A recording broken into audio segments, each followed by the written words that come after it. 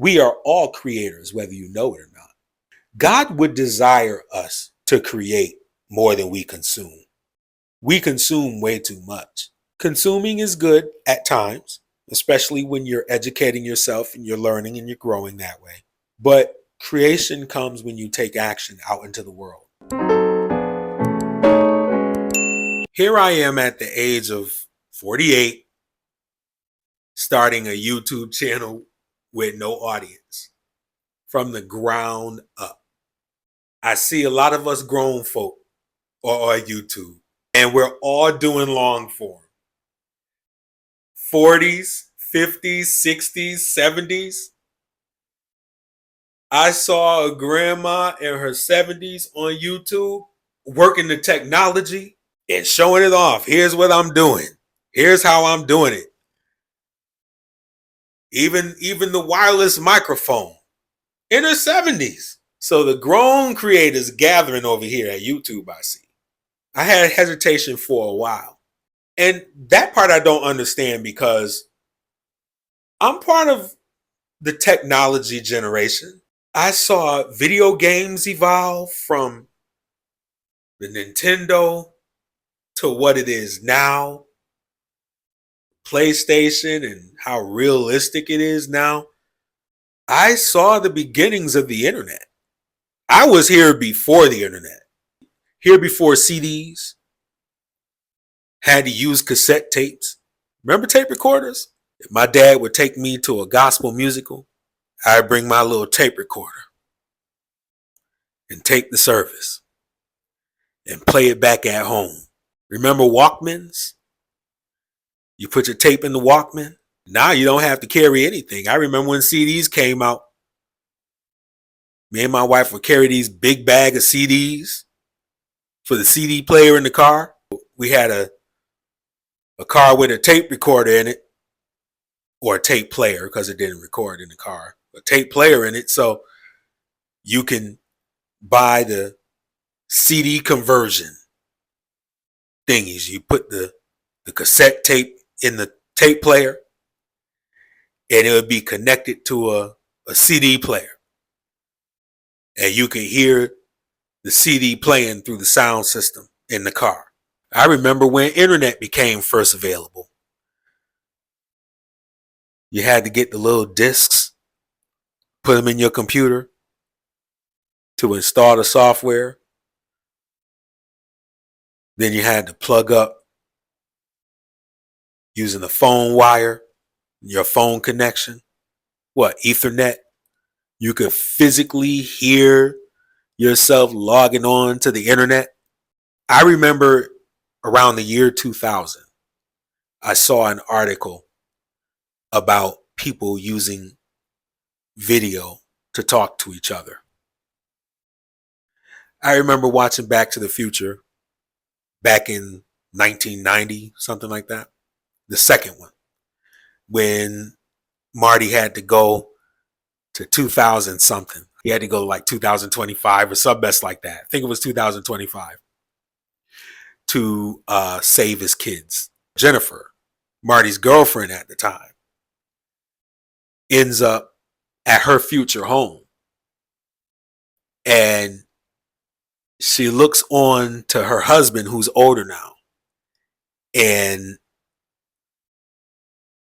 her husband watching the TV on a screen that's projected on the wall. And a call comes in. And it's a video call with Flea from the band. I forget what band he's from. Flea, the rock star. I think he's a bass player or a drummer or something. Flea. And Flea dares him to do something. Marty does it. And Marty gets fired through fax. And on the TV screen, he gets fired. And then in 2000, I remember seeing an article talking about people making video calls. And then about 10 years later, we get the iPhone and you're able to make video calls. I'm in the generation that's seen a lot of technology advance. I remember when YouTube first started, and I was very much into internet marketing. So I was watching a course from an internet marketer called John Reese. The course was called Traffic Secrets. And if you know anything about internet marketing back at that time, that course was one of the highest selling courses. The first day it went online, it did like $1 million. That was like the big thing in internet marketing. Like John Reese was like the first to do it from a product launch. And so I was watching this course and he was talking about Facebook. Back when Facebook first started, it was like only like 2 years old by the time I saw the course. It was like 2008 or something like that. And he was talking about Facebook and he was talking about YouTube. And then a few years later, because I was dabbling in internet marketing and network marketing, or MLM, and there was a guy named Mike Dillard. And he did a course called MLM Traffic Formula. And in that course, he was talking about building a tribe and using platforms like YouTube to build a tribe.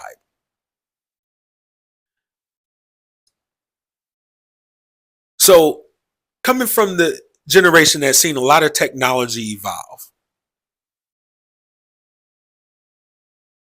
so it doesn't surprise me that being at 40 years old, that I would be venturing out into social media land, trying to do a YouTube.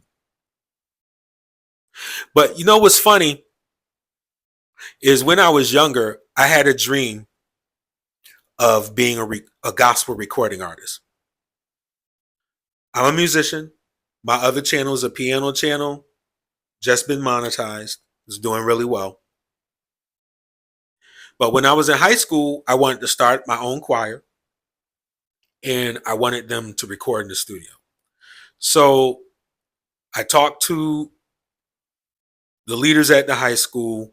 They gave me permission to put up flyers around the school to start a choir. And so I did that. We started with like about 150 people the first day. We did really good with the choir. Then I brought it outside the school because I wanted to be more of a community thing. I didn't want it to be bound by school rules and stuff like that. So went out into the community, and whoever from the high school wanted to come in, they could come in. But I started a choir outside using my dad's church. On a Saturday, we would have rehearsals. And after a while, we got a person in that was willing to finance studio time and help produce us to get a CD out. So that was my first venture into trying to be a gospel recording artist. That choir folded, and then I moved out of town and I joined up with another choir. I became the musician and I took them into the studio. We did a few songs. Then I started a group, did a few songs. I always had this dream of being a gospel recording artist. But as I got older, I understood and I began to find out that gospel recording artists don't make no money. They don't make no money. There are some. There's like your Kirk Franklins, your Ty Tribbett's. But they make money because, number one, they've crossed over. They've gone secular, right? People who listen to rap and R&B listen to Ty Tribbett and Kirk Franklin. So it's not just the church folk. Now, the Christian artists, like the CCM folk, they make money because they're CCM. And so a lot of the black folk started doing CCM music, and so now a lot more of them are making money. But during my time trying to do all that, there was no CCM for us. It was like straight gospel. And that's what I wanted to do. But there was no money in it. I said all that to say this. I've had the heart of a creator for a very long time. And I'm surprised it didn't click earlier. That, okay, maybe I won't become a gospel recording artist, but I can create content. I can make money that way somehow. So I'm a little bit mad at myself that I didn't start earlier. When John Reese said in 2008, go to YouTube, and then Mike Dillard came along a couple years later and said, go to YouTube, build a tribe. I regret I didn't start in 2008 when I first heard it. And a couple years later when I heard it from Mike Dillard. I regret that I didn't start sooner, because there would have been about 20 years of content on this platform. I can't do anything to redeem that time. It's okay. I've started now. It finally clicked. It took like 20 years for it to click and say, wow, James, for all those years, you was trying to be a gospel recording artist. You don't have to do that. You can create content on social media. You've always been a creator. And speaking of that, we are all creators, whether you know it or not. God would desire us to create more than we consume. We consume way too much. Consuming is good at times, especially when you're educating yourself and you're learning and you're growing that way. But creation comes when you take action out into the world, however that looks like for you. God called us to be creators. In the Bible story, he told Adam and Eve to be fruitful and multiply. A lot of people will only think about that in terms of sex and having babies. There's a spiritual meaning. Being fruitful and multiply. Being productive and creative. That is your God power. God has called us to create, but a lot of us are imbalanced. We're too busy consuming. And you can look at me and tell. That's why the market calls us consumers. I don't like that term. We need to be creators. And that's where the money is, in creation. So I regret not getting this lesson sooner. And now I'm in my late 40s, starting a YouTube channel, another one, with no audience, in a crowded market. Everybody's talking about YouTube on YouTube. Somebody called it the Ponzi scheme. It's not. You can make real money on YouTube. I have a check coming for my first month of monetization for the piano channel, $150. My first channel monetized, I was making $300 a month. That channel's still on YouTube. I changed the name, but it has 8,000 subscribers. It's a dead channel now because YouTube demonetized it. So I can't use it at this time. If you have any suggestions on how I could use the channel, let me know. I don't know what to do with it. Sometimes I feel like I should erase it. But it's still up there. I just changed the name. I put my name on it, but it was called Manifestation Engineering. Did really good, but then YouTube demonetized me. But I was making $300 a month from that channel. So it's not a Ponzi scheme. YouTube works if you work it. Sometimes I have doubts. Some people may think it's silly or immature for a 70-year-old, a 60, a 50, a 40-year-old to get on YouTube and call themselves trying to make a living on YouTube. I had a problem even saying that. I was embarrassed to say it. That I want to make a full-time living on YouTube. I was embarrassed to say that. Why should I feel embarrassed to say something like that?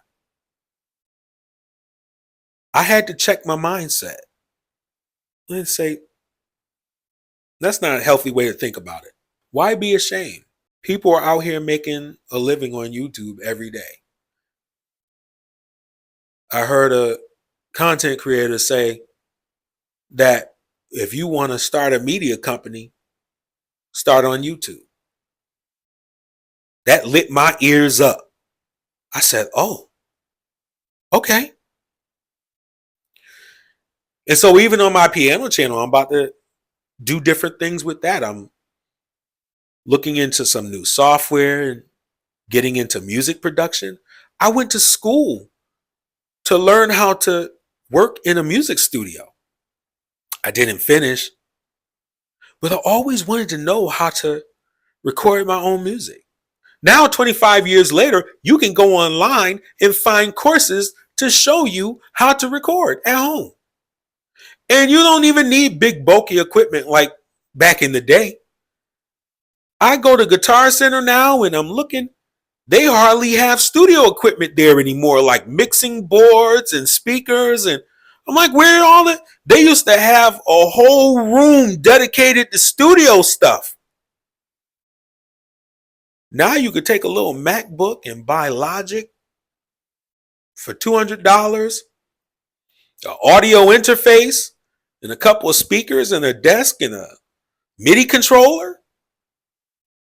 And you could sit and make beats from your bedroom. And here I spent thousands of dollars on a college course in studio engineering and didn't even finish it. But now I can go online and take a course for about $100 to learn how to record in my bedroom. In my life, I've seen some crazy technological advances that I would never have thought that I would have seen. If you would have told me when I was a little boy that we would have the technology we have today, it's fascinating out here. It really is. It's a good time to be alive. Yes, the world is on fire and we're in some turmoil. I think we're going to get through it. Trouble don't last always, but what a time to be alive when you can take your phone, record something, do something as simple for free. For free. Okay? Because everybody already have a phone. You don't even need a microphone. I know I got this microphone from Bauer, bought it from Best Buy. Plug it right up to my phone.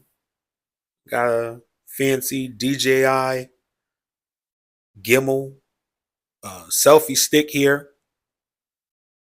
All technologically advanced. You don't even need all that. Take your phone and record every day. Post it to YouTube. That's it. Even if you talked about whatever you were talking about,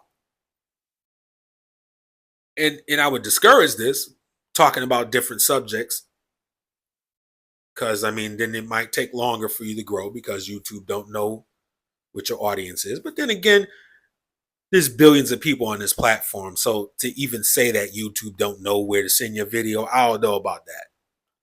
I don't know. Who knows?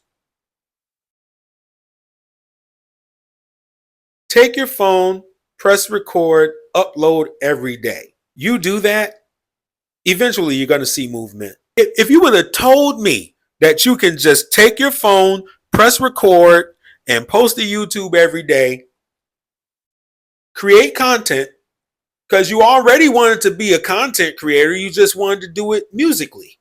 That's content. And I'm actually doing that on my piano channel. There's more potential for me to make money doing what I'm doing now than it was when I was trying to become a gospel recording artist with my choir, going in the studio and stuff like that. There's more potential here. If you had told me when I was little that this is the time that we're going to be living in, I wouldn't have believed it. As I always say, I'll be doing this for the rest of my life. As long as I'm here, as long as YouTube is here, and I told my body I'm going to live to 100. If I'm going by that, I have about 18,000 more days. If I record the video a day, That's 18,000 more videos I could upload to YouTube. I'm doing it for free. Get on this. Get over yourself. Press record. Talk about what you're going to talk about. Stand 10 toes down on it and talk about what you're going to talk about. But do something. Take some action. Err on the side of action. Maybe I'll do a video titled that. If you want to make a mistake, let that mistake be an action. So we're going to take action on this channel. We're going to see what happens. We're trying to get 100 videos. We're on our way. We're making progress. We're going to keep on going. We're not going to stop. We're not going to give up.